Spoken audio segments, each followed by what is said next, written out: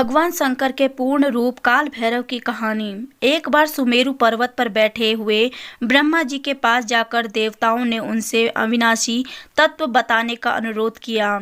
शिव जी की माया से मोहित ब्रह्मा जी उस तत्व को न जानते हुए भी इस प्रकार कहने लगे, मैं ही इस संसार को उत्पन्न करने वाला स्वयंभू अजन्मा एकमात्र ईश्वर अनादि भक्ति ब्रह्म घोर निरंजन आत्मा हूँ। मैं ही प्रवृत्ति पर निवृत्त का मूलधार सर्वलीन पूर्ण ब्रह्म हूँ। ब्रह्मा जी के ऐसे कहने से मुनि मंडल पर विद्यमान विष्णु जी ने उन्हें समझाते हुए कहा कि मेरी आज्ञा से ही तुम सृष्टि के रचयिता बने हो। मेरा अनादर करके तुम अपने प्रभुत्व को कैसे बता रहे हो। बात इस प्रकार ब्रह्मा और विष्णु अपना अपना प्रभुत्व स्थापित करने लगे और अपने पक्ष में समर्थन का शास्त्र वाक्य उद्गम करने लगे। अनंतः वेदों से पूछने का निर्णय हुआ और स्वरूप धारण करके आए चारों वेदों को क्रमशः अपने 6 मत इस प्रकार प्रकट किए। ऋग्वेद, जिसके भीतर समस्त भूत निहित है तथा जिसके सब कुछ प्रवर्तक होता है और जिसे परमात्मा कहा जाता है, वह एक रुद्र रूप ही है।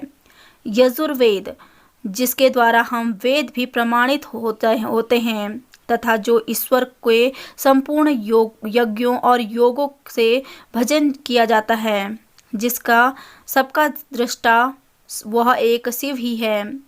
सामवेद, जो समस्त सांसारिक जनों को भरमाता है, जिसे योगी जन ढूंढते हैं और जिसकी भांति से सारा संसार प्रकाशित होता है, वह एक मात्र शिव जी ही है। अर्थवेद, जिसकी भक्ति से साक्षात्कार होता है और जो सब का या दुख सुख अतीत अनादि ब्रह्म है, वे केवल एक ही शंकर जी ही हैं।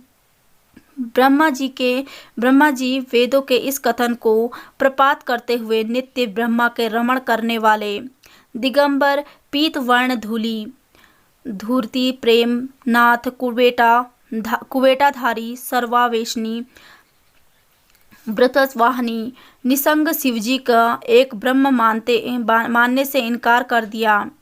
ब्रह्मा विष्णु विवाद को सुनकर ओंकार ने शिवजी की ज्योति नित्य और सनातन परम ब्रह्म बताया।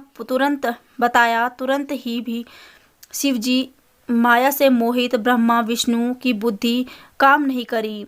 उस समय उन दोनों के मध्य आदि अंत रहित एक ऐसी विशाल ज्योति प्रकट हुई कि उससे ब्रह्मा का पंचम सिर जलने लगा। इतने में त्रिशूलधारी नील लोहित शिव वहां प्रकट हुए तो आज्ञावश ब्रह्मा उन्हें अपना पुत्र समझकर अपनी शरण में आने को कहने लगे। ब्रह्मा को संपूर्ण बातें सुनकर शिवजी अत्यंत क्रोधित हुए और उन्होंने तत्काल भैरव को प्रकट करके उन्हें ब्रह्मा के पर शासन करने का आदेश दिया।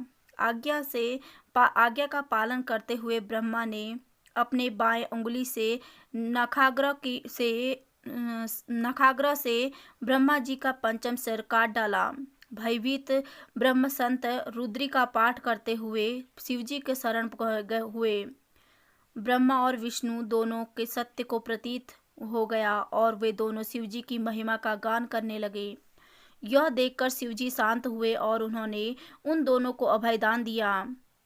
इसके उपरांत शिवजी ने उनके भीषण होने का कारण भैरव और काल को भयभीत करने वाला होने के कारण काल भैरव तथा भक्तों के पापों को तत्काल नष्ट करने वाला होने के कारण पाप भक्षक नाम देते हुए उसे काशीपुरी में अधिपति बना दिया। फिर कहा कि भैरव, तुम इन ब्रह्मा विष्णु को मनाते हुए ब्रह्मा के कपाल को धारण करके इसी के आश्रम में भिक्षावृत्ति करते हुए वाराणसी में चले जाओ। वहाँ उस नगरी के प्रभाव से तुम ब्रह्म हत्या के पाप से मुक्त हो जाओगे। शिवजी की आज्ञा से भैरव जी हाथ में कपाल लेकर ज्यों ही काशी में की ओर चले, ब्रह्म हत्या उनके पीछे पीछे चली। विष्णु जी ने उनकी स्तुति करते हुए उनसे अपने को उनकी माया से मोहित न होने का वरदान मांगा। विष्णु जी ने ब्रह्म हत्या के भैरव जी से उनका पीछा करने की माया पूछी तो ब्रह्म हत्या ने बताया कि वह तो अपने आप को पवित्र और मुक्त होने के लिए भैरव का अनुसरण कर रही थी।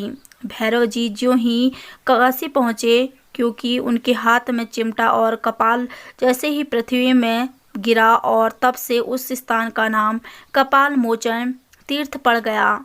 इस तीर्थ में जाकर शिवंडी पिंडदान और देव पितृ तर्पण करने से मनुष्य ब्रह्म हत्या के पाप से निर्वित हो जाता है।